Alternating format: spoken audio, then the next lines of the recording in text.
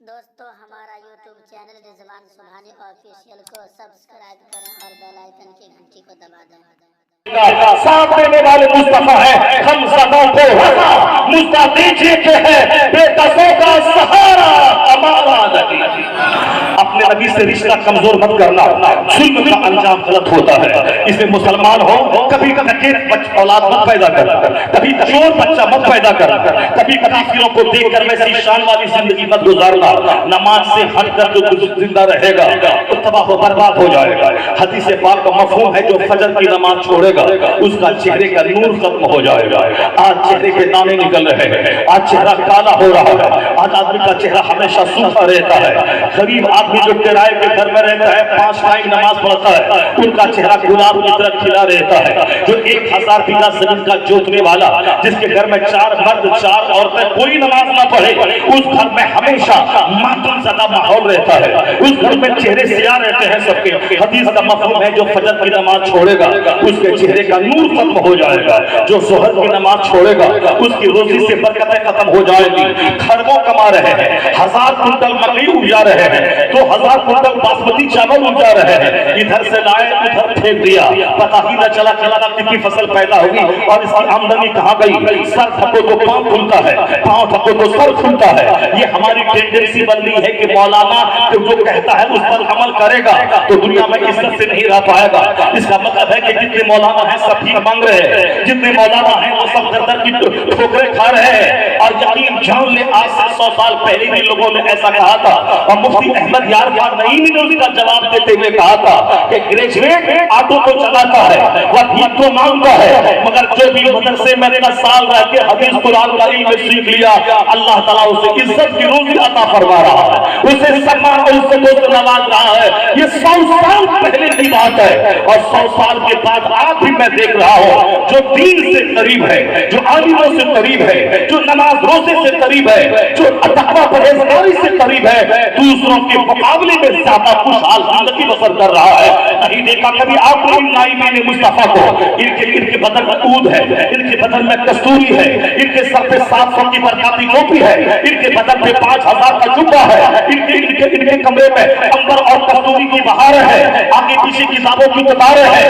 ان کی زندگی میں دوسروں کو قرض دینا ہے، ان کا چہرہ ہرا رہتا ہے۔ جمعہ کے دن امامہ باندھ کر ہاتھ میں عصا لے کے جب یہ خطاب کرتے ہیں ایسا لگتا ہے ایک بادشاہ ہے جو رعایا کو خطاب کر رہا ہے، ایسا جیسے کوئی فوج ہو جو کوئی کمانڈر ہو جو فوج کو للکار رہا ہو۔ یہ عزت 1000 بیگھہ زمین میں نہیں ہے، جو عزت حدیث کی خدمت کرنے میں اللہ ان کو عطا فرمایا ہے۔ آج بیرسٹر نیچے ہے، لائر نیچے ہے، ایڈوکیٹ نیچے ہے۔ اگر زیادہ عالمہ کی عزت پسند نہیں ہے تو اپنے بیرسٹر بیٹا کو ممبر پہ چڑھا دے، اپنے لائر بیٹا کو ممبر پہ چڑھا دے، اپنے ٹی ایم بیٹا کو ممبر پہ چڑھا دے، اپنی ماسٹر بیٹا کو ممبر پہ چڑھا دے۔ نہیں قبول کرے گا مسلمان، نہ لائر قبول کرے گا، نہ ایڈوکیٹ قبول کرے گا، نہ فلاسفہ قبول کرے گا، نہ ڈاکٹر قبول کرے گا۔ مسلمان اسی کو قبول کرے گا جو قرآن حدیث کا علم رکھتے نائب رسول کہلاتا ہے۔ ہم نے کبھی کو سامان نہیں دیا، مساجد کے راستے پہ کون چلے گا؟ نتیجے میں آپ بیٹوں کے سامنے آپ ڈرتے رہیے، بیٹوں کے سامنے سسکتے رہیے۔ زمین بیچ کے اس کو ڈی ایم بنایا تھا، اب ڈی ایم کے سامنے ہاتھ جوڑ کے باپ کھڑا ہے کہ بیٹا جیسا آپ کہیے ویسا ہوگا۔ کیوں ایسا بچہ پیدا کیا جن کے سامنے تھر تھر کانپ رہا ہے؟ ذرا دیکھ کسی غریب نے اپنے بیٹے کو عالم بنایا ہو تو وہ عالم بیٹا اپنے باپ کے سامنے تھر رہتا ہے، آواز اونچی ہو گئی تو اللہ ناراض ہو جائے گا، ماں باپ ناراض ہو گئے تو ہم وہیں کا نہیں رہیں گے۔ تو تعلیم وہ ہے جو جس کو باپ کرائے کے گھر میں کیوں نہ چھوڑ دے تو بچے کی عمر بڑھتی رہے، وہ باپ سے ڈرتا چلا جاتا ہے۔ اور وہ تعلیم نہیں ہے کہ بچہ بڑا ہو تو باپ بچے سے ڈرتا چلا جاتا ہے۔ یا علم دین کا فیضان ہے کہ جہاں بھی علم کا چراغ ہے وہاں بے دینی بھاگتی رہتی ہے، سنتوں کے عمل قریب ہوتا چلا جاتا ہے۔ اس لیے مسلمانوں کی حالت آج غیر اسی لیے ہے کہ عالموں سے دور، مدرسوں سے دور، قرآن کی تعلیمات سے دور۔ یا کافروں کو دیکھ کر اپنی بیٹی کی شادی میں 1000 روپے کا کارڈ چھپواتا ہے، کافروں کو دیکھ کر اپنی بیٹی کی شادی میں 1000 آدمی کو صاحب زمین بیچ کر کھانا کھلاتا ہے۔ شادی کا سارا رنگ کافرانہ ہے، کارڈ साफ सफाई हो, चाहे डेकोरेशन हो, चाहे 100 गाड़ी स्कॉर्पियो लेके बारात जाना हो, चाहे 1000 आदमी के खाने खिलाने की फरमाइश करना हो, ये तमाम काम ने मुझको जलील कर दिया, मुझको मकरूज बना दिया, मुझको समाज में गलत मैसेज देने वाला बना दिया। आज गरीबों की बेटियां पड़ी हुई हैं, मालदार जमीन बेच के शादी करवा लिया। हम जैसे लोग मस्जिद के दरवाजे पे भीख मांगते हैं कि मेरी बेटी की शादी है, कौन चावल देगा, कौन कपड़ा देगा। तो सेठ बोलता है कितना चावल लगेगा, 5 कुंटल, तो मैं 5 कुंटल चावल दे दूंगा। मेरी बेटी को कौन फर्नीचर देगा, दूसरा सेठ बोलता है मैं फर्नीचर दे दूंगा, बस ताकि मैं सारी जिंदगी उसको सलाम करता रहूं, और सलाम नहीं करूं तो वो एहसान दिखाता रहे। मैंने फर्नीचर तुमको दिया था और आज तुम उसको आंख दिखला रहा है। मैंने 2 कुंटल चावल दिया था और आज तुम उसको सलाम नहीं कर रहा है। हमने एक बात की गैरत से खिलवाड़ करते हुए 1 कुंटल चावल दे दिया, फर्नीचर दे दिया, कपड़ा दे दिया, लिहाज दे दिया, जोड़े का पैसा दे दिया, गोश्त दे दिया, मसाले का पैसा दिया। क्यों ऐसा करता है? क्यों मसाला देता है, क्यों कपड़ा देता है? क्यों मिल बैठ के इस रस्म को तोड़ से उखाड़ के फेंक देता है कि मुस्तफा की बेटी की शादी मस्जिद नबवी में हुई थी, न नया जोड़ा था, न सहाबा का खाने का इंतजाम था, बल्कि सिंपल ढंग से अली जैसा कोई शौहर नहीं, फातिमा जैसी कोई बीवी नहीं, मुस्तफा जैसा कोई फातिमा का बाप नहीं, मुस्तफा जान रहमत ऐसे बाप लाजवाब, फातिमा ज़हरा लाजवाब। उसके बाद देख ले वहां कि बेटी की शादी में सारे सहाबा को दावत नहीं दी गई, चंद सहाबा मिलकर मस्जिद में मिलकर मौला अली की अब्दुल्ला की बेटी को दे दिया मुस्तफा ने। तो क़यामत तक के लोगों को मैसेज दिया, हुजूर चाहते तो जन्नत से जोड़ा आ जाता, मौला अली को सोने का ताज पहना देते, 1 लाख सहाबा को खाना दे देते, मगर सरकार के गुलामों का क्या होता? वो बोलते वो तो आका थे, जन्नत से खाना आ गया, मगर हम कहां से लाए? हमें तो मस्जिद के दरवाजे की भीख मांगनी पड़ेगी। हुजूर ने तमाम दरवाजों को बंद करते हुए इख्तियारात की मौजूदगी में सिंपल शादी मस्जिद में करवा दी, ताकि मेरा गुलाम क़यामत तक शादी की यही रस्म अपनाए, ताकि कंगाल होने से बच जाए, सलील होने से बच जाए, बेटी वाला बाप वो अपनी गैरत को मिट्टी में दफन होने से बच जाए। अगर इस तरह का माहौल पैदा हुआ, न कोई कपड़ा देगा, न गाड़ी देगा, न बारात ले जाएगा, निकाह का हो 5 आदमी मस्जिद में बैठ के अब हो जाए, तो एक बेटी एक तो भी चेहरा काला न होगा, अब 50 बेटी रहे तो भी चेहरा काला नहीं होगा। यह है तालीम मुस्तफा जो काफिरों को देखेगा, वो जमीन बेच के सब कुछ क्यों ना दे दे, दामाद कभी एहसान नहीं मानेगा, वो अपने ससुर को नीची निगाह से देख के गाली देगा, मुस्तफा के खिलाफ नहीं चलेगा, गाली सुनना पड़ेगा, और जो सुन्नतों पे अमल करेगा उनकी बेटी 90 साल की हो जाएगी, न तलाक होगी, न तकरार होगी, न कचहरी जाना पड़ेगा। उस निकाह में अल्लाह बरकत देता है जो निकाह सुन्नतों से बरी होता है।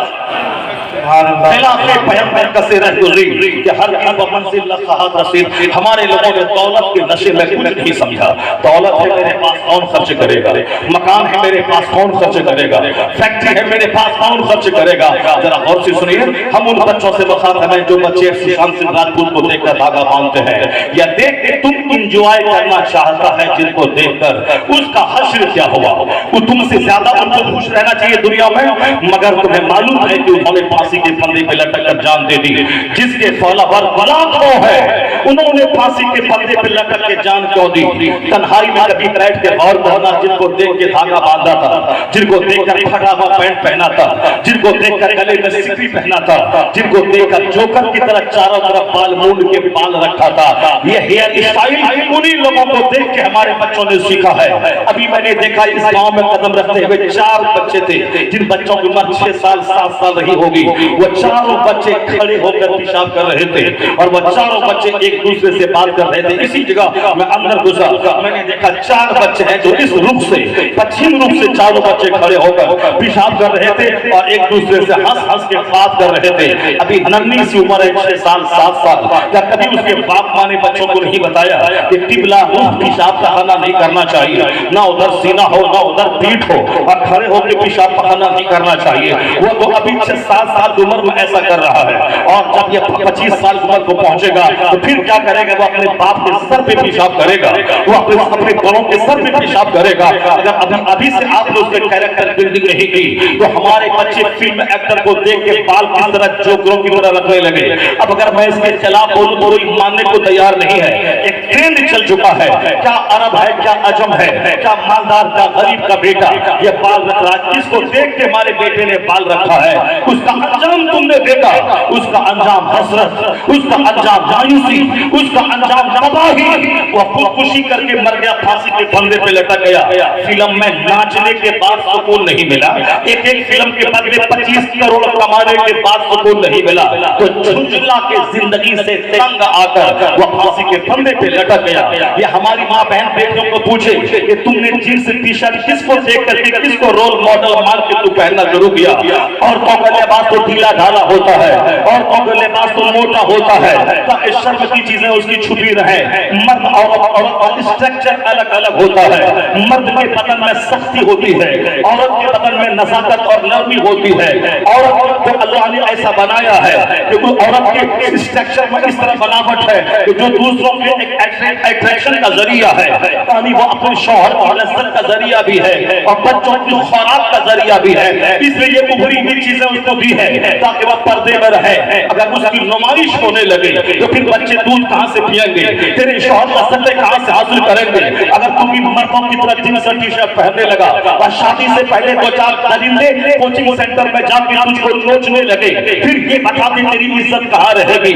اس کے بدن میں نزاکت ہے تاکہ پردے میں رہے, موٹا کپڑا پہنے, ڈھیلا ڈھالا کپڑا پہنے, یہ اس کی صحت کے لیے مفید ہے. ہماری مائیں پہنا کرتی تھی, ہماری دادیاں پہنا کرتی تھی. آج بھی راجپوت گھرانے کی عورتیں, مارواڑی گھرانے کی بیٹیاں, آج بھی غیر مسلم راجپوت گھرانے کی عورتیں, وہ بھی آپ بسوں پہ سفر کرتے ہوئے دیکھتے ہوں گے. ارب پتی ہے, ارب پتی کی بہو ہے اور سر پہ گھنگھٹ ڈال کے آ رہی ہے. جہاں لڑکیاں جینس پہن رہی ہے, ٹی شرٹ پہن رہی ہے, جہاں سے آپ دوپٹہ کو چلا کر کے یہ اپنا پیٹ بن رہی ہے, وہی راجپوت کی بیٹیاں سر پہ گھنگھٹ رکھ کے چل رہی ہے. مارواڑی کی بہو سر پہ گھنگھٹ رکھ کے چل رہی ہے. اس کا مطلب ہے کہ پورے ہندوستان میں ایک عام رواج تھا کہ عورت وہی, عورت کا نام ہے پردہ, عورت پردے میں رہے. ورنہ سماج کی ایک لڑکی خوبصورت کوچنگ سینٹر جا رہی ہے, سماج کے 50 لڑکے چاہتے ہیں میں ان سے شادی کر لوں, اگر ان کا باپ شادی نہیں کرایا تو پھر ہم اس کو کڈنیپ کروا لیں گے. اگر ان لوگ اس کے ساتھ کڈنیپ کروا دیتا ہے, یا تو جا کے کورٹ میرج کر لیا یا پھر اس کے ساتھ ریپ کر کے اس کو قتل کر دیا.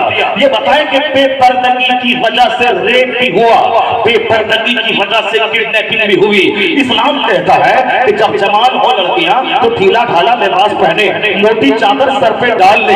اگر وہ گوری ناری حور جیسی ہے تو بھی وہ نقاب اس کے حسن کو چھپا کے رکھے گا تاکہ درندوں کی نظر نہ پڑے, غلطوں کی نظر نہ پڑے, لفندوں کی نظر نہ پڑے, نوچنے والوں کی نظر نہ پڑے. اور اگر وہ عورت جوان ہو گئی, کالی کلوٹی ہے, دیکھنے میں بدصورت ہے, دیکھنے میں بھوتنی لگتی ہے, لوگ دیکھیں گے تو کراہیت ہوگی, اس کے چہرے پہ دوپٹہ رہے تاکہ اس کا عیب چھپا رہے, اس کا عیب چھپا رہے, اس کی بدصورتی چھپی رہے. یہ پردے میں یہی حکمت ہے, تو حسن ہے تو درندوں سے محفوظ رہے گا. اگر اس میں بدصورتی ہے تو بھی دوسروں سے اس کا چہرہ محفوظ رہے گا, یعنی حسن بھی چھپا رہے گا, بدصورتی بھی چھپی رہے گی. زناکاری چور دروازے سے داخل نہیں ہوگی. اور نہیں تو آج ہندوستان میں کچہری ہے, روزانہ ریپ کے کیسز ہو رہے ہیں. ہندوستان میں سپریم کورٹ ہے, روزانہ ریپ کے کیس ہو رہے ہیں. یہاں تک کہ 4 گنڈے مل کر اپنی ہی برادری کی لڑکی کے ساتھ گینگ ریپ کر رہے ہیں. اسی کے یہ حال امریکہ کا ہے, وہاں کی میری سہنا کی موجودگی میں بلاکار ہے. یہی حال روس کا ہے, وہاں کچہری کی موجودگی میں بلاکار ہو رہا ہے. دنیا تنگ آ چکی ہے کہ کورٹ کے سہارے بلاکار نہیں روک پائیں گے, لاٹھی کے سہارے بلاکار نہیں روک پائیں گے. ایک قانون میں پردہ ہے مصطفیٰ کا دیا ہوا, جہاں یہ قانون میں پردہ نافذ ہو جائے 100% زنا کا خاتمہ ہو جاتا ہے. شادی کی برکت سمجھ میں آنے لگتی ہے. ایک پیغام مصطفیٰ ہے, جہاں بھی نافذ کر دیا جائے اس سے عزت ملتی ہے, اس سے وقار ملتا ہے, سماج کا کرائم گھٹ جاتا ہے. ہم نے کیا کیا, ہماری بیٹیوں نے جس کو دیکھ کر کے اس طرح کے لباس پہنا, اس کا انجام دیکھا.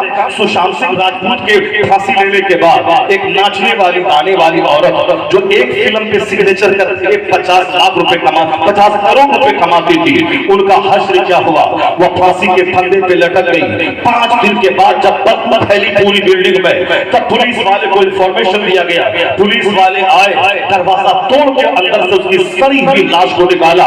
तो जिसको देख के तुम जींस पहन के इंजॉय करना चाहती है, जिसको देख के दुपट्टा चला के तुम इंजॉय करना चाहती है, कभी तन्हाई में बैठ के देखा उसका अंजाम क्या हुआ, उसका हश्र क्या हुआ? उसका हश्र ही हुआ, उनकी लाश 5 दिन के बाद सड़ी हुई उनकी बिल्डिंग से बाहर निकली। वो दिल्ली में घर नहीं, बंबई में घर था, नदी के किनारे, समंदर के किनारे घर था, करोड़ों का घर था, करोड़ों की कार थी, मगर इख्तिताम जिंदगी हसरत पर, मायूसियत पर, जिंदगी से सच्ची खुशी खत्म हो गई। अब उन्होंने जहर खाने को तरजीह दिया।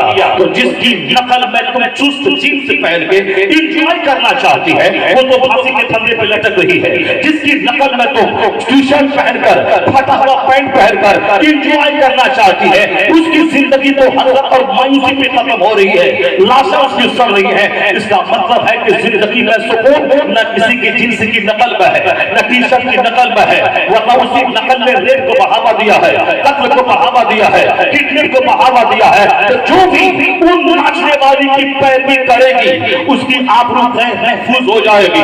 यहाँ दरिंदे नोचेंगे। आफताब पूना वाला एक लड़की से, खूबसूरत लड़की से प्यार किया, उस लड़की को उन्होंने जिसके साथ कई साल तक नोचता रहा, उसके जिस्म को से फायदा उठाया। आखिर में जब शादी के लिए डिमांड, तो शादी का इसरार करने लगी, तो रिजल्ट 50 टुकड़े में काट करके 50 जगहों पे फेंक दिया। चूंकि वो उसको निचोड़ चुका है, उसको अंदर से चोस लिया है। अब अगर वो जिंदगी है 10 एक महीने साल से उनके साथ रहते हैं, पता चला ये तो चुड़ैल है, ये तो जिंदगी है, लंबी जिंदगी कैसे मैं इस चुड़ैल के साथ गुजारूं? जहां तक सवाल है जिस्म का, हम तो 2 साल से जिस्म को निचोड़ लिए हैं। जब शादी के प्रेशर बढ़ाई तो उनकी लाश के 50 टुकड़े करके 50 जंगलों में फेंक दिया। नहीं बेटा, चेहरा देख के उन्होंने मोहब्बत की थी, मोहब्बत नहीं, वो सेनाकारी और बलात्कार किया था और लिविंग में रहा था, बगैर इल्लीगल तरीके से वो सब लिविंग में रहा था। अंजाम कत्ल हुआ, अंजाम जिस्म को निचोड़ना और फिर कत्ल कर देना। 6 लाख से ज्यादा मुसलमानों की बेटियां इनके झांसे में आकर दुबई का सफर कर रही है। दुबई में 2-4 महीने लड़के उनके साथ रेप करते हैं, झांसा देकर, और फिर उसको होटल में बेचकर लड़के फरार हो जाते हैं। वो लड़की माँ बाप के नाम कटवा के भागी है, सिर्फ इंजॉय करने के लिए। नहीं साहब, वो निकाब पहन के कौन रहेगी, पर्दे में कौन रहेगी? आजादी है, दुनिया में आजाद रहना चाहिए। आजादी आजादी आजादी के नाम पे जींस टी शर्ट पहन के भागी, उनके साथ दोस्ती करना है। जिस तरह से एक मौलवी की बीवी ने एक राम के साथ जाके उनके साथ शादी भी कर ली। पहले मौलवी तो सुनवार है, मुस्तफा का कानून को तोड़ा।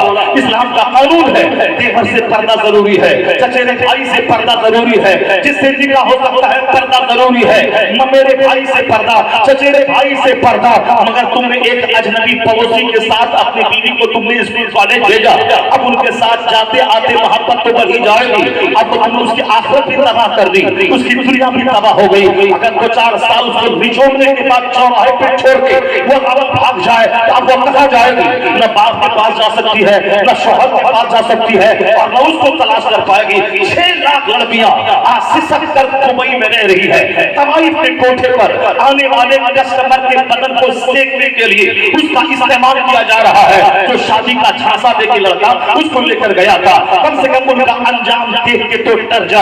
अब वो लड़कियां के सहारा है, न बाप के पास आ सकती है, न महागुरु से शादी कर सकता है। जब तक जवानी है होटल में रहेगी, आने वाले केस के बदन को सेकती रहेगी, और जब पूरी हो जाएगी तो दरगाह पे बैठ करके भीख मांगेगी। हजारों औरतें हैं जो अजमेर में भीख मांग रही है, जो दिल्ली में भीख मांग रही है, जामा मस्जिद दिल्ली के चौखट पर सीढ़ी पे बैठ के भीख मांग रही है। और इसी तरह जिन लोगों ने कबाड़ के कोठे पे जिनको भेज दिया गया, और बुढ़ापे के पास कस्टमर कौन जाएगा? तो अब उस बुढ़ापे में तो वक्त की रोटी दिए दरगाहों पे बैठ के भीख मांगेगी। जवानी लुटी, बुढ़ापे का फकार लुटा, न शौहर का प्यार मिला, न औलाद से ठंडक पहुंची, जिंदगी तबाह हो गई।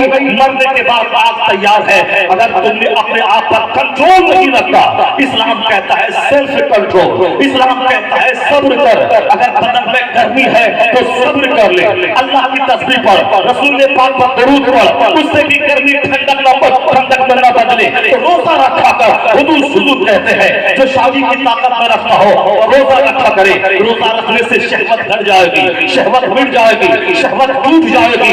अपनी बेटियों को तुमने कुरान पढ़ाना छोड़ दिया, उनको दरूद और तस्बीह पढ़ने का रिवाज नहीं डाला, अब उनको खाना है, टेलीविजन देखना है और अफेयर की बातें करनी है, इसलिए हजारों लाखों लड़कियां भागने के कगार पे है। दूसरी तरफ से प्लान बना रहे हैं, अगर एक मुसलमान की लड़की को भगा के लाया, उनको मकान भी देंगे, 10 लाख रुपए भी देंगे, उसको गवर्नमेंट की नौकरी में प्रयास भी करेंगे, वहां वो सारे नीचे लफंगी घूम रहे हैं और एक तरफ हमारी बेटियां हैं तालीमात देख कर बदन में आग लगी है। और हमारे बुजुर्गों ने कहा है हराम कज़ा जब पेट में पहुंचती है तो बदन में गर्मी पैदा होती है, नजर बहकती है, जबान बहकती है। मैं तो कहता हूं 90% लड़कियां जो बहक रही है, 90% लड़के जो बहक रहे हैं, बाप झूठ बोलकर कमा करके अपने बच्चों को गज़ा खिला रहा है, बाप हराम तरीके से खिला के बच्चों को गज़ा खिला रहा है। यह हराम की गज़ा जो बच्चों के बदन में जाएगी, वहां तो आग लगेगी, वहां तो शहवत फूटेगी, वहां तो बदन हाथ डोलेगा,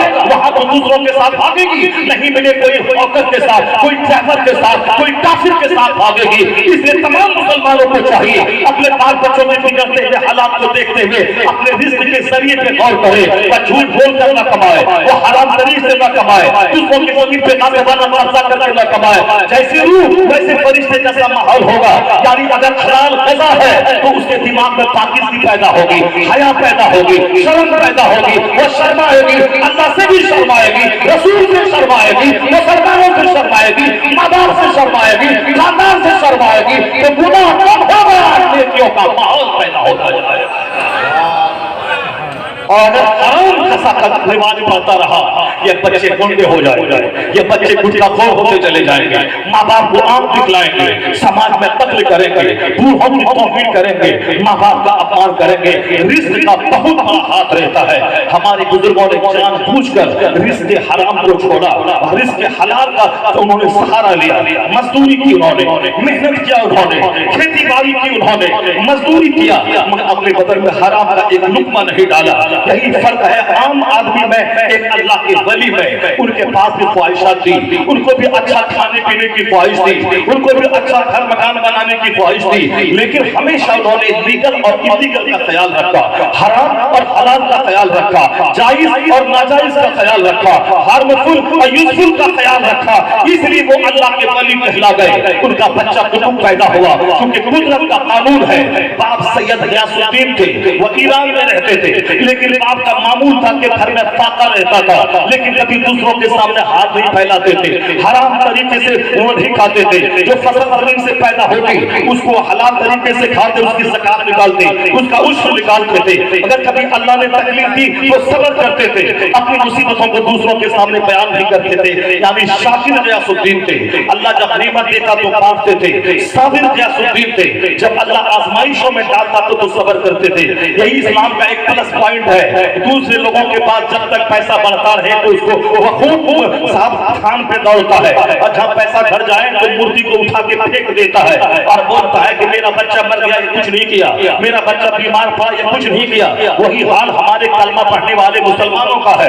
माल मिलता रहा तो बरेली, माल मिलता रहा तो अजमेर, माल मिलता रहा तो मखदूम बिहार के आसमाने पे तोशा कादरिया न्यास खूब चल रहा है। और जहाँ अल्लाह ने आजमाया और साहब माल घट गया, अजमेर में अब वो सच नहीं रहा, अब बरेली में वो सच्चाई नहीं रही। यानी गरीबी में गरीबी आई, वो फौरन की बुजुर्गों की करामतों का इनकार कर बैठा। ये सोच काफिराना है।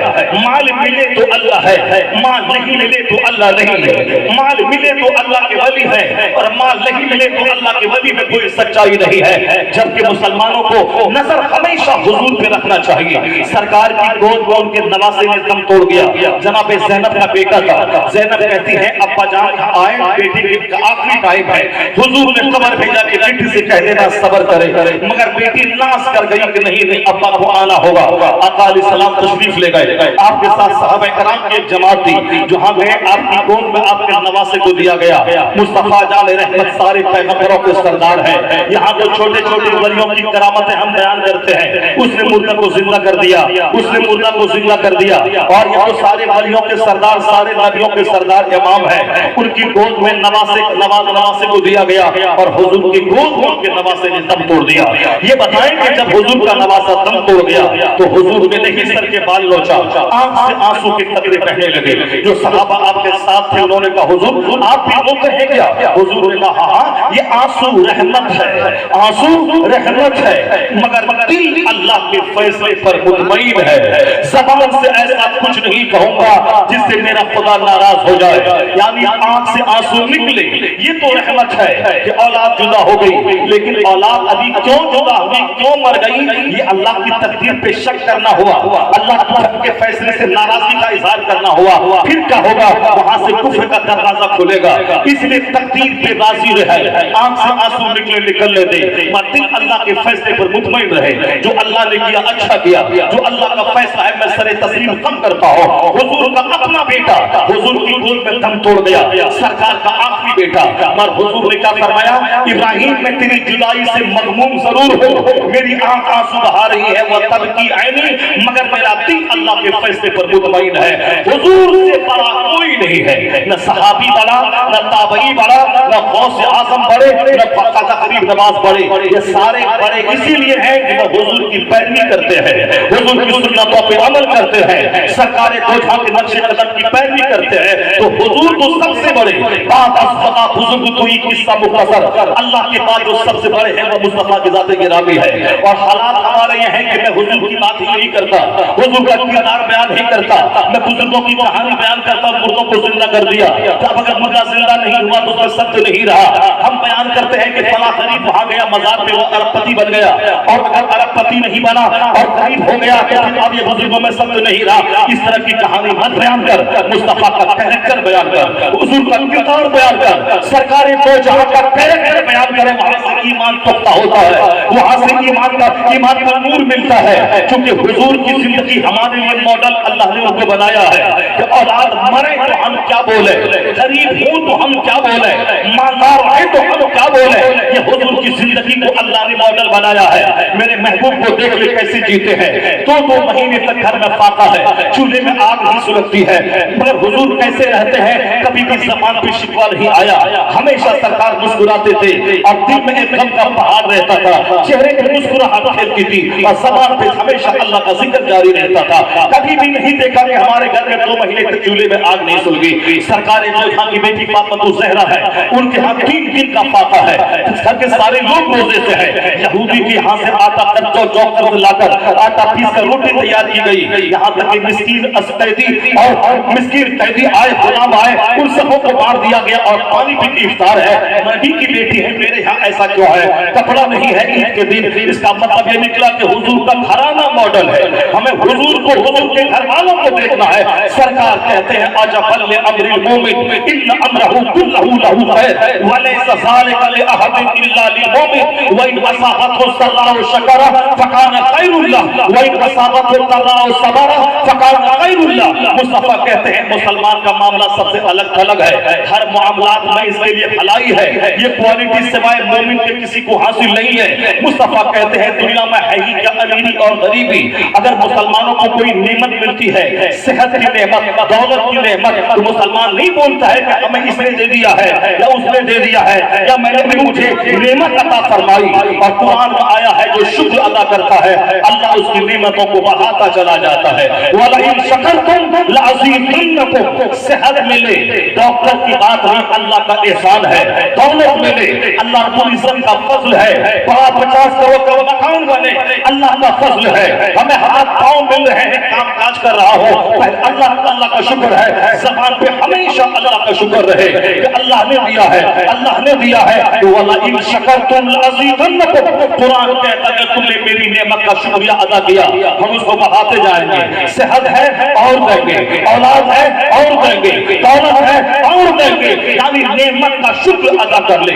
ज़बान पे है कि मेरे रब ने मुझको दिया है, हाज़ा मिन फज़ल रब्बी, ये मेरे रब के फज़ल से है तो इसका प्लस पॉइंट है कि नेमत बढ़ती जाएगी। नेमत को बढ़ाना है खूब अल्लाह का जिक्र कर, नेमत को बढ़ाना है, जो नेमत है उस पर अल्लाह का शुक्र कर। ये मत बोल कि फलां ने दिया, फलां ने दिया, अल्लाह ने दिया। अल्लाह के नेक वली अल्लाह के खजाने से लेके देते हैं, वो एक माध्यम होते हैं, एक जरिया बनते हैं। अल्लाह रब्बुल इज्जत को नेक बंदे पसंदीदा होते हैं।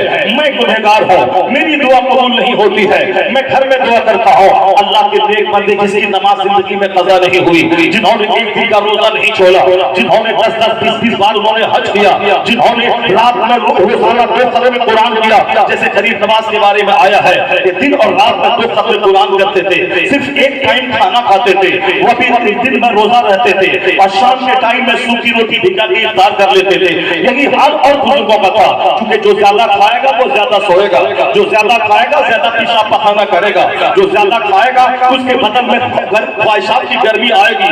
यहाँ तो 3 टाइम खाना लाजमी है, इसके अलावा चाय और पेट रोटी वो सब अलग है। जब आदमी बार बार खाता रहेगा तो उसके बदन में तो गर्मी आएगी, उसके बदन में तो ख्वाहिशात का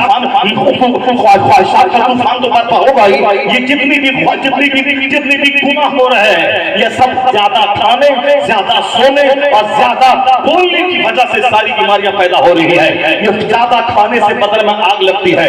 अल्लाह के वलियों ने एक टाइम खाना खाया है। सिद्दीक़ अकबर रज़ी अल्लाह तआला अन्हु से पूछा गया था खाना कैसे कैसे खाया जाए, उन्होंने कहा था कि दिन भर में 1 बार खाना, और कोई ज्यादा खाए तो 2 बार। 1 बार खाना सिद्दीक़ का काम है और 2 बार खाना मोमिन का काम है, और इससे ज्यादा खाना वो हैवान का काम है। हमारे बुजुर्गों ने ये कहा है, हम लोग के पास सिर्फ खाना है और पेशाब पखाना करना है और सोना है। जो कम खाएगा उसकी ख्वाहिशात कभी भी रहेंगी, उसका सेल्फ कंट्रोल में रहेगा, उनका नफ्स काबू में रहेगा, और जो ज्यादा खाएगा उसका नफ्स बेकाबू हो जाएगा। उसकी आंख को चाहिए कोई नजारा ताकि आंख सेकी जाती रहे, उसकी ज़बान पे चाहिए ग़ीबत और जुगलखोरी के जुमले ताकि वो हमेशा ग़ीबत की महफिल सजाता रहे।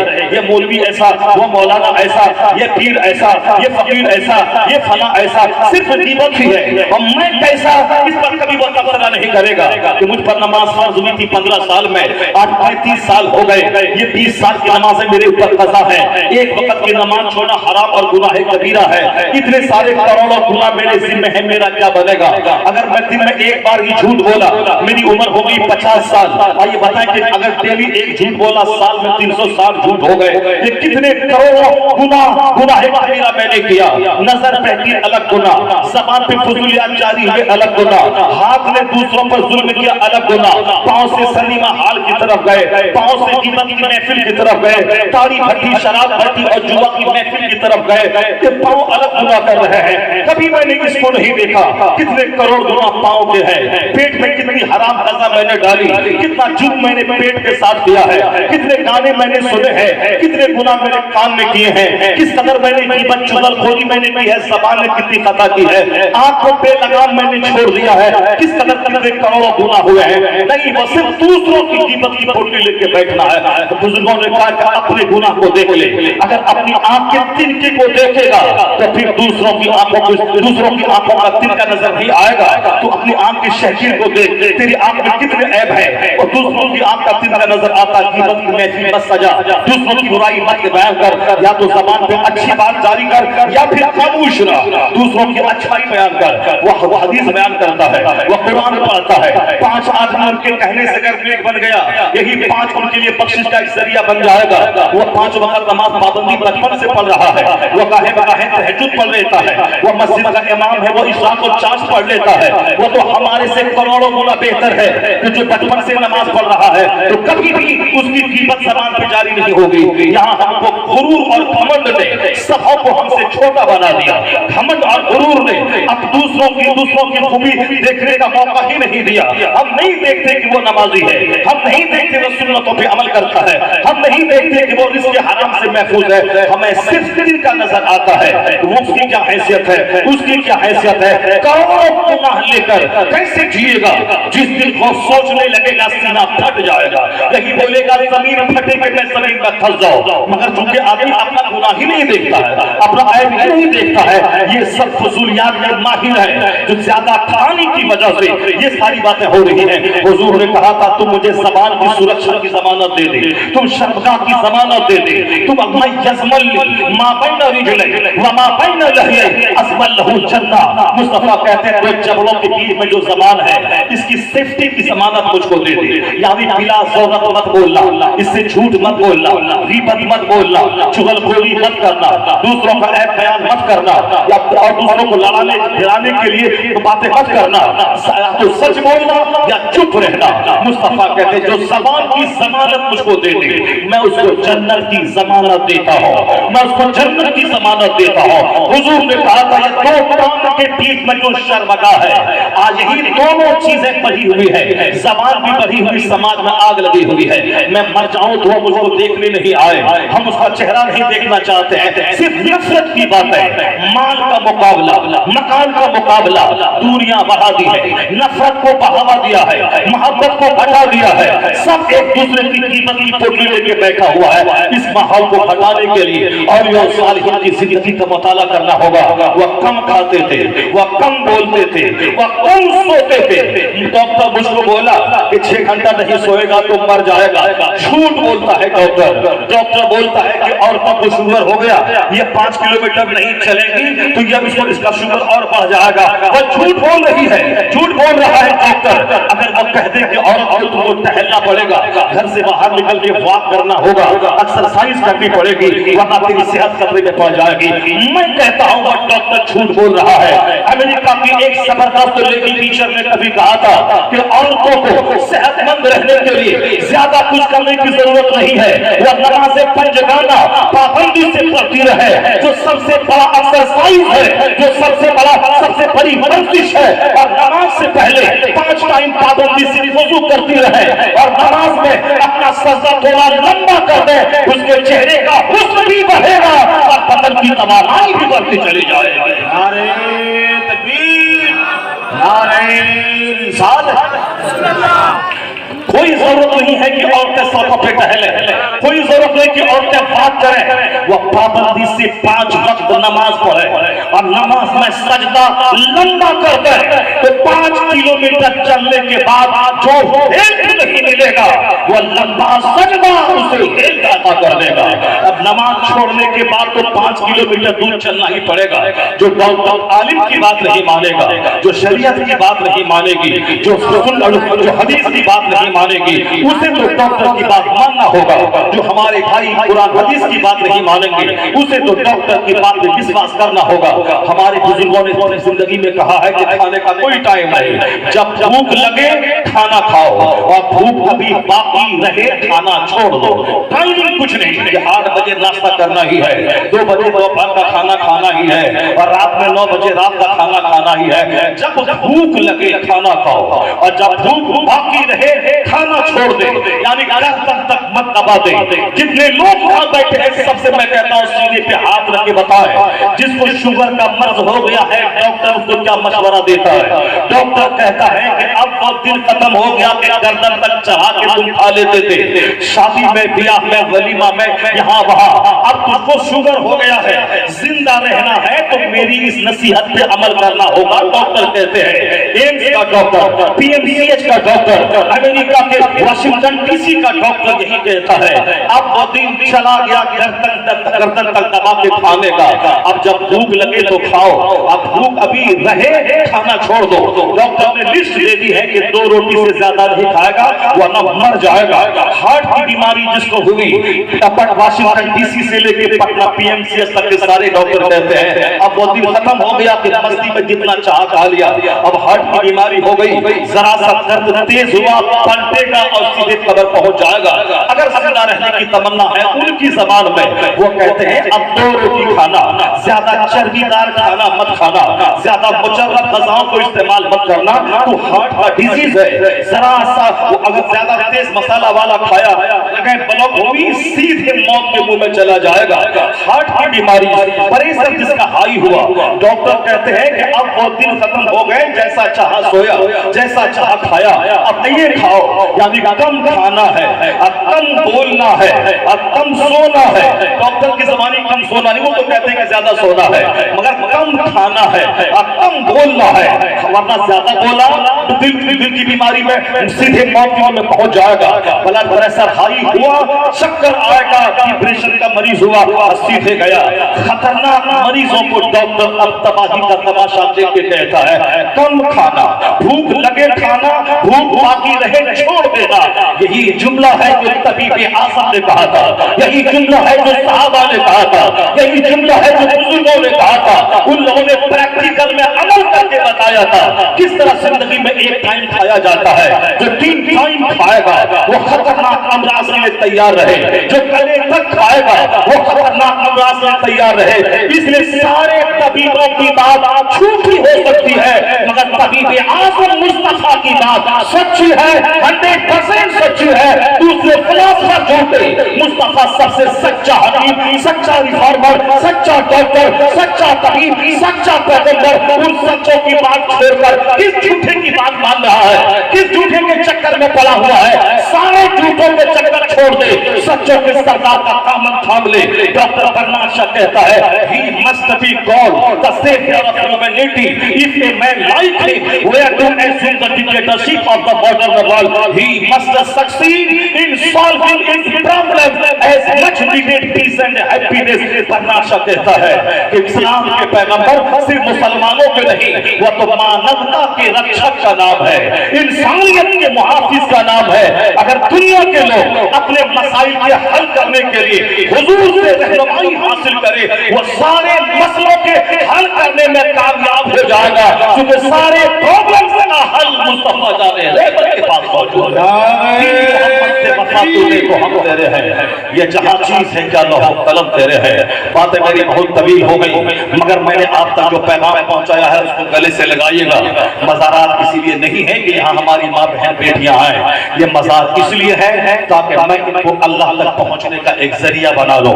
मैं यहाँ आने के बाद उनसे नमाज की स्पिरिट ले लूं, ये दिन में एक बार खाते थे उसकी स्पिरिट ले लूं। वो अपनी गाड़ी कमाई से गरीबों मिस्किनों माजूरों की मदद करते थे, खुद किराए के घर में जंगल में रहते थे।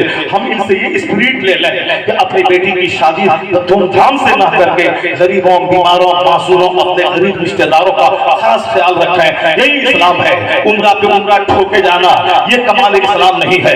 एक मुसलमान के दर्द में काम आ जाना, उनकी सिफारिश कर देना, उनके लिए कदम आगे बढ़ाना 10 साल के एतकाब से बेहतर है। इस्लाम ने खिदमत खल्क पे जोर दिया है, अल्लाह की इबादत पे जोर दिया है। इसमें यहाँ सेहत मिलेगी, चेहरे पे नूर मिलेगा, औलाद में फरमाबरदारी मिलेगी, समाज में जीने में मन लगेगा, घर जन्नत का टुकड़ा बन जाएगा, मौत से डर नहीं लगेगा, मरने के लिए बंदा तैयार रहेगा, मरते वक्त ज़बान पे कलमा जारी होगा और कब्र में मुस्तफा मुस्कुरा के देखेंगे बेड़ा पार हो। यानी दोनों जहान के सुकून का रिश्ता हुजूर की गुलामी से जुड़ा हुआ है। इन बुजुर्गों ने गुलामी करके बता दिया कि मुस्तफा का गुलाम 800 साल के बाद भी करोड़ों ज़बान पे चर्चा का विषय है। गरीब नवाज मुस्तफा का गुलाम 800 साल के बाद भी उनकी कब्र पे 24 घंटे गुलाम छिड़का जाता है, चादरें चढ़ाई जाती हैं। हुमायूं की कब्र पे क्या है सबको मालूम है। हमारे इलाके में 1000 बीघा जमीन जो जोतता था उनकी कब्र पे क्या हो रहा है ये सबको मालूम है।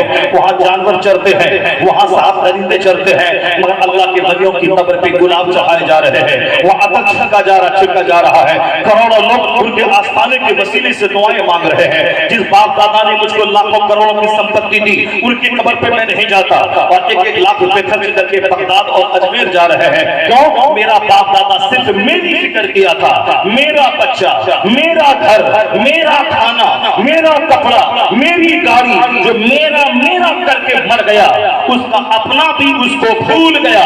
और जिसने वतन छोड़ा अल्लाह के लिए, 20 साल बिस्तर छोड़ा मुर्शिद का अल्लाह के लिए, 20 साल पढ़ाई करी अल्लाह के लिए, अपना वतन छोड़ के हिंदुस्तान को मस्कन बनाया, न जमीन खरीदी न मकान बनाया, तरफ के साए में झोपड़ी में रहा अल्लाह के लिए। रात भर सजदा को नाराजी रहे और दिन भर इस्लाम की खिदमत, कैसे काफिर कलमा पढ़ के मोमिन हो जाए। तो अल्लाह ने उनकी खिदमतों का इनाम ये दिया, ना रहे तेरे पास बेटा, ना रहे दामाद, जिस तरह तूने अपने आप को मेरे दीन के लिए मिटा दिया, अब तेरा नाम मैं मिटने नहीं दूंगा और तेरी कब्र पे मक्की नहीं बैठेगी। यहाँ करोड़ों आदमी हाजिरी देंगे, गुलाम चाहेगा चादरें चढ़ाई जाएगा। A man who dedicates his life for the sake of Allah, جو اپنا جیون اللہ کے لیے سمرپت کر دیتا ہے، اللہ اس کو شہرت دیتا ہے، اللہ اسے مقبولیت دیتا ہے، اللہ اس کو عزت دیتا ہے۔ اس کا مطلب یہ نہیں ہوا کہ بال بچوں کی فکر میں چھوڑ دو، اس کا مطلب یہ ہوا کہ بال بچوں کو پالو بھی مصطفیٰ کی سنت سمجھ کر کے، اس کو بوسہ بھی دوں نبی رحمت کی سنت سمجھ کر کے، میں اس کی پرورش بھی کروں کہ ہم پر پرورش فرض ہے یہ سمجھ کر کے۔ محو تسبیح تو سب ہے مگر ادراک کہاں، زندگی خود ہی عبادت ہے مگر ہوش نہیں۔ عبادت سمجھ کی زندگی گزاری گئی تو روزانہ ماں باپ کو 100 بار دیکھیں 100 حج کا اجر ملے گا۔ اپنی بیوی کے منہ میں لقمہ ڈالیں ہر لقمے کے بدلے میں اجر ملے گا۔ اپنے بیٹے کو بوسہ دیں ہر بوسہ کے بدلے میں اجر ملے گا۔ کہتے ہیں ولیوں کے سردار اعلیٰ حضرت میرے پاس 5 بیٹیاں ہیں، ان بیٹیوں کو میں پیشانی چومتا تھا مگر کبھی ایسا نہ ہوا کہ باپ ہو پھر اپنے بچے کو میں گلے لگا لوں۔ میں نے جب بھی پیشانی چومی، جب بھی میں نے اس کے رخسار کو بوسہ دیا، جب بھی میں نے پیار کیا یا سوچ کر پیار کیا کہ بچوں سے پیار کرنا مصطفیٰ کی سنت ہے۔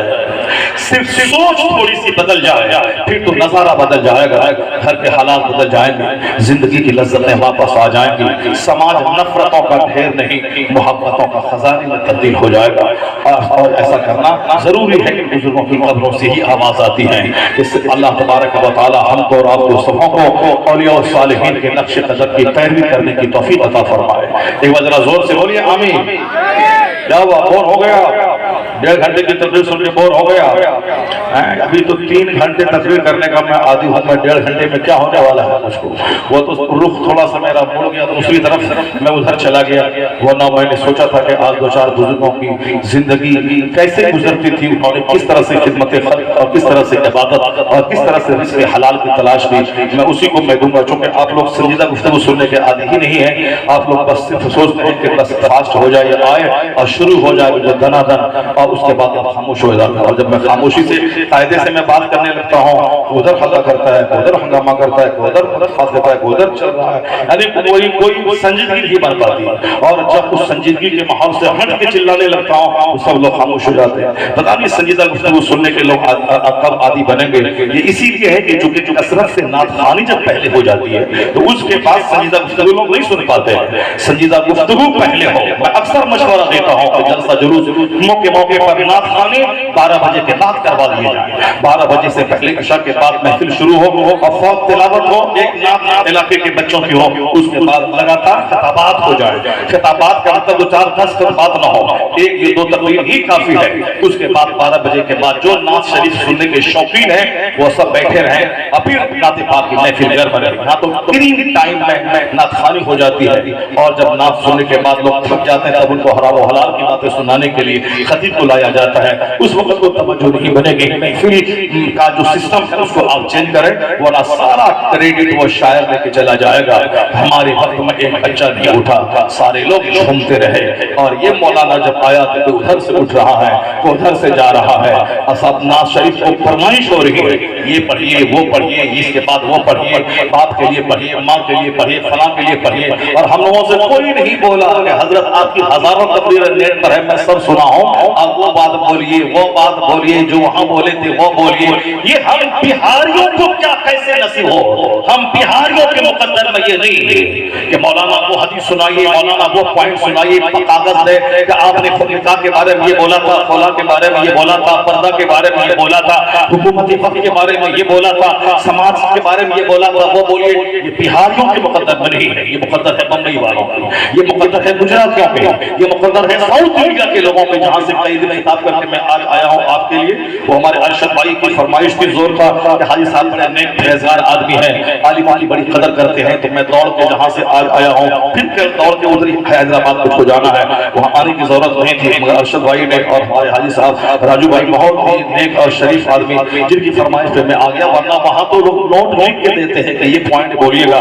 میں کل جہاں تھا گوا سے بھی 4 گھنٹے کار پہ آگے جا کے کارواڑ علاقے میں، جس وقت سے میں گیا اس وقت سے وہاں کے نوجوان لوگ ایک بھی بہاری नौजवान, मैं बिहार का हूँ इसीलिए तंज कर रहा हूँ, वरना मैं उत्तर प्रदेश का रहता और ऐसा बोलता तो आप मुझको मारने के लिए दौड़ जाते, मगर चूंकि मैं बिहार का हूँ, इसी बिहार का हूँ, इसीलिए मैं तल्ख जुमले बोल रहा हूँ। मैं जिस वक्त से वहां गया उस वक्त से कोई बोल रहा है कि कायदे मिल्लत के बारे में बोलिएगा, फनाज का बोले थे, तातु शरिया के बारे में ये बोलेगा जो आप वहां बोले थे, गुजारे मिल्लत के बारे में ये बोलिएगा जो आप वहां बोले थे, हजरत फरका के बारे में जो बोलिएगा जो वहां बोले थे, हजरत ये बोलेगा तभी तंग कर दिया। और यहाँ एक भी कोई नौजवान नहीं बोला कि आप ये बोलिएगा, वो तो दंड है हमारे भाजी साहब राजू भाई जो बोला हजरत बस पर्दे पर और इस्लाह अहवाल पे आप जब गुफ्तगू कर दीजिएगा, ये उन्होंने कहा तो फिर हमने अपने गुफ्तगू का रुख इधर मोड़ दिया, वरना आपके मुकद्दर में क्या है वही है। ये नात सुनाइए, वो करबला वाला सुनाइए, वो ख्वाजा वाला सुनाइए, वो माँ और बाप वाला सुनाइए, फिर सारी जिंदगी वही सब करते रहेंगे, एक हदीस भी जिंदगी में याद नहीं हो पाएगी। जबकि आपका आलिम, आपके ऊंचे का आलिम पूरे हिंदुस्तान को सैराब कर रहा है, बिहार के इसी खित्ते का आलिम, इसी मुजफ्फरपुर का, सीतामढ़ी का, दरभंगा का, पूर्णिया का कहाँ नहीं है। आपको मालूम नहीं, चूंकि आप तो दौलत के नशे में चूर हैं, इन मजदूरों और गरीबों के बच्चे अमेरिका के वाशिंगटन डीसी में है, इन गरीबों के बच्चे हॉलैंड में है, हमारे बिहार के बहुत सारे अमेरिका में है, कैलिफोर्निया में है, कनाडा में है, पूरी दुनिया में इस बिहार के लोग हैं। और हम हैं कि दूसरी तरफ बदल लेते हैं, अपना रुख बदलिए, हदीस कुरान सुनने के आदि बने, ताकि हमारा आलिम अमेरिका में कह सके, वरना कोई बंगाल में सुनता होगा, मगर बिहार में आलिम पैदा किया जाता है, इल्म की बात सुनी जाती है, यहाँ से आलिम पैदा होते हैं और इनकी गुफ्तगू सुनी जाती है। अल्लाह तबारक व तआला हमको और आपको सबों को अपने आबा और अजदाद की रविश पर अमल करने की तौफीक अता फरमाए। जरा जोर से बोलिए ना आमीन, वरना फिर थका देंगे, हम 1 घंटा और बोलेंगे किसी की बात नहीं मानेंगे। जरा जोर से बोलिए आमीन। अल्लाह ताला हमें नेक बनने की तौफीक अता फरमाए, अल्लाह ताला हमें अपने बाल बच्चों की इस्लामी तरबियत की तौफीक अता फरमाए, अल्लाह ताला हमें फिल्मी माहौल से हटकर सुन्नत रसूल पे अमल की तौफीक अता फरमाए, अल्लाह हमें अपने उलमा के हिदायत और इरशादात पे अमल करने की तौफीक अता फरमाए, अल्लाह ताला आप सबों के घरों में सच्ची खुशियां अता फरमाए, अल्लाह अपनी जिंदगी की उलझनों और तकलीफों को दूर फरमाए और उन तमाम तकलीफों को दूर करने के लिए नमाज पंजगाना पाबंदी से मरते दम तक अदा करने की तौफीक अता फरमाए। आमीन व आखिर दावाना अल्हम्दुलिल्लाहि रब्बिल आलमीन। एक बार मेरे साथ सारे लोग मिलकर पढ़ें ला इलाहा इल्लल्लाह, हाथ उठा के बोले जोर से ला इलाहा इल्लल्लाह, और सीना खोल के ला इलाहा इल्लल्लाह, और जोर से ला इलाहा इल्लल्लाह, इतना जोर से बोले कि दूसरे तक कमीजों का सीना फट जाए दिल्ली में। जोर से बोले ला इलाहा इल्लल्लाह, और जोर से ला इलाहा इल्लल्लाह, बोले अस्तगफिरुल्लाह अस्तगफिरुल्लाह अस्तगफिरुल्लाह रब्बी मिन कुल्लि ज़ंबि व अतूबु इलैहि, ला इलाहा इल्लल्लाह मुहम्मदुर रसूलुल्लाह सल्लल्लाहु तआला अलैहि व आलिहि।